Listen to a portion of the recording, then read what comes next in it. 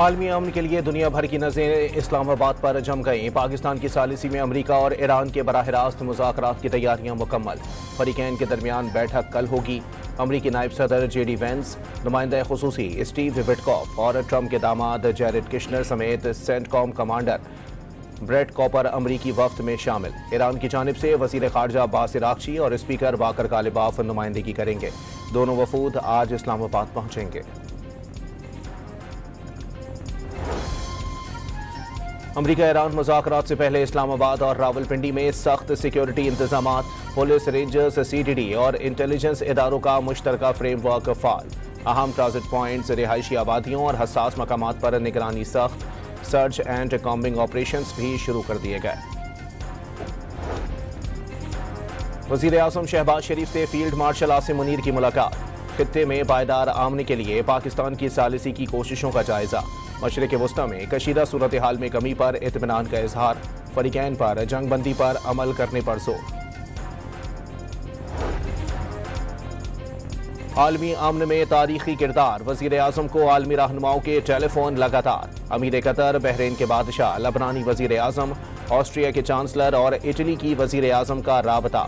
کامیاب سفارتی کوششوں پر مبارکباد دی۔ ایران فاتح قرار، جنگ نہیں چاہتے لیکن اپنے حقوق سے دستبردار نہیں ہوں گے۔ مذاکرات میں ہر نقصان کا ازالہ کرنے کا مطالبہ کیا جائے گا۔ آبنائے ہرمز کے حوالے سے نیا طریقہ کار بھی طے ہوگا۔ ایران کے سپریم لیڈر آیت اللہ خامنائی کا سرکاری ٹی وی پر تحریری پیغام۔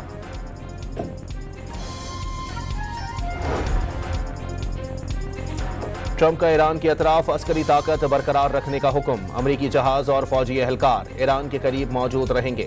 معاہدہ نہ ہونے پر ایران پر بڑا اور طاقتور حملہ ہوگا، صدر ٹرمپ کا انتباہ۔ امریکہ کا ایران سے آبنائے ہرمز کھولنے کے بعد جہازوں سے فیس وصول نہ کرنے کا مطالبہ سامنے آ گیا۔ ایسی اطلاعات ہیں ایران آبی گزرگاہ سے ٹینکروں سے فیس وصول کر رہا ہے۔ ایسا نہیں ہونا چاہیے۔ اگر تہران ایسا کر رہا ہے تو فوراً بند کر دے، ٹرمپ کا ٹروتھ سوشل پر پیغام۔ اسلام آباد امن مذاکرات سے قبل اہم پیش رفت۔ ایران اور سعودی وزرائے خارجہ کے درمیان ٹیلی فونک رابطہ۔ عباس عراقچی اور شہزادہ فیصل بن فرحان کی علاقائی صورتحال اور کشیدگی میں کمی پر گفتگو۔ ایران کے خلاف جنگ شروع ہونے کے بعد دونوں ممالک کے درمیان پہلی بار رابطہ ہوا۔ ایران نے لبنان میں جنگ بندی کی خلاف ورزیوں پر خبردار کر دیا۔ اسپیکر باقر غالباف نے واضح کیا، وقت تیزی سے ختم ہو رہا ہے۔ ایرانی پارلیمنٹ اسپیکر نے جنگ بندی میں لبنان بھی شامل ہے کا پرانا پیغام ایکس پر دوبارہ شیئر کر دیا۔ لبنان پر تباہ کن بمباری کے بعد مذاکرات۔ اسرائیل لبنان براہ راست بات چیت کی میزبانی امریکہ کرے گا۔ اسرائیلی وزیر اعظم نے بات چیت کا مقصد حزب اللہ کو غیر مسلح کرنا قرار دے دیا۔ لبنانی حکام کا اسرائیل سے واشنگٹن میں مذاکرات سے متعلق اظہار لا علمی۔ لبنانی حکام کے مطابق واشنگٹن میں ممکنہ ملاقات کے بارے میں کوئی اطلاع نہیں ملی۔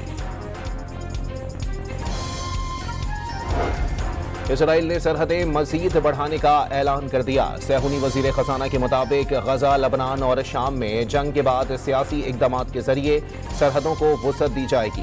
غزہ جنگ کے اختتام پر اسرائیل اپنی حدود کو مزید پھیلائے گا، جبکہ لبنان میں دریائے لطانی تک سرحد بڑھائی جائے گی۔ ہیزل سموٹریچ کی مغربی کنارے میں نئی اسرائیلی بستیوں کا سنگ بنیاد رکھنے کے موقع پر گفتگو۔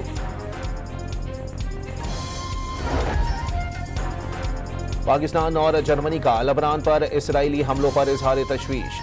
ایران امریکہ مذاکرات سے امن لوٹ آئے گا۔ کامیابی کے لیے جنگ بندی کو جاری رکھنا بہت ضروری ہے۔ وزیر اعظم شہباز شریف اور جرمن چانسلر کا ٹیلی فونک رابطہ۔ جرمن چانسلر نے وزیر اعظم کی سفارتی کوششوں کو سراہا۔ اسرائیل نے غزہ میں نسل کشی کو لبنان منتقل کر دیا۔ بین الاقوامی برادری اسرائیل کے خلاف جنگ بندی سبوتاژ کرنے کی کوششوں کا مناسب جواب دے۔ ترکیہ کے وزیر خارجہ حاکان فیدان کا مشورہ۔ بیروت میں چینی سفیر کی لبنانی وزیر اعظم سے ملاقات۔ چین کی انسانی امداد فراہمی کی پیش رفت سے آگاہ کیا گیا۔ چینی سفیر کا مشکل وقت میں ساتھ کھڑے رہنے کے عزم کا اعادہ۔ برطانوی وزیر اعظم کیئر سٹارمر کی ابوظہبی میں اماراتی صدر محمد بن زائد سے ملاقات۔ خطے کی کشیدہ صورتحال پر تبادلہ خیال۔ آبنائے ہرمز کھلوانے کی کوششوں پر بھی گفتگو۔ دونوں رہنماؤں کے درمیان خطے کی صورتحال پر باہمی تعاون جاری رکھنے پر اتفاق۔ جنگ بندی کے بعد آبنائے ہرمز سے 9 جہازوں کا سفر۔ ایران نے تمام جہازوں کو گزرنے سے پہلے ایرانی فوج سے رابطے کی ہدایت کر دی۔ ایرانی حکام کے مطابق جنگی زون ہونے کی وجہ سے جہازوں کا محفوظ راستہ اختیار کرنا لازمی ہے۔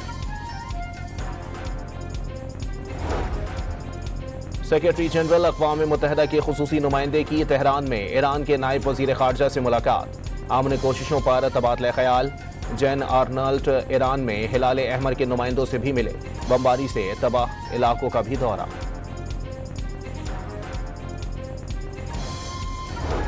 کویت کا جنگ بندی کے باوجود ایک اور ڈرون حملہ ناکام بنانے کا دعویٰ۔ حکام کا نیشنل گارڈز کی تنصیبات کو نقصان پہنچنے کا اعتراف۔ جانی نقصان نہیں ہوا۔ عراق میں امریکی سفارتی مشن پر ڈرون حملے نے صورتحال مزید کشیدہ کر دی۔ بغداد میں سفارتی مرکز پر حملے پر امریکہ میں عراقی سفیر کی محکمہ خارجہ میں طلبی۔ شدید احتجاج کیا۔ نائب وزیر خارجہ کرسٹوفر لینٹو نے عراقی سفیر سے ڈرون حملے کی وضاحت طلب کر لی۔ امریکہ اور کیتھولک مسیحیوں میں شدید کشیدگی بڑھ گئی۔ پینٹاگون کی دھمکی کے بعد پوپ لیو کا امریکی دورہ منسوخ۔ پوپ لیو کو امریکہ کی 250ویں سالگرہ میں شرکت کرنا تھی۔ پوپ لیو نے امریکی صدر کے بیانات سے اختلاف کیا تھا۔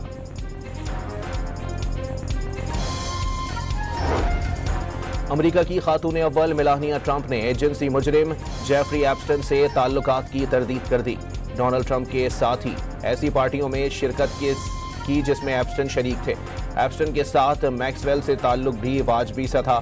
میلانیا ٹرمپ نے الزامات شرمناک اور اپنی ساکھ کے خلاف قرار دے دیے۔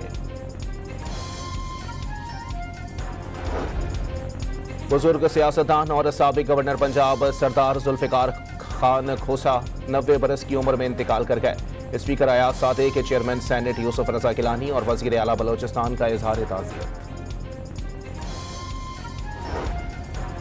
وفاقی وزیر داخلہ محسن نقوی کی سینیٹر شہری رحمان کے گھر آمد۔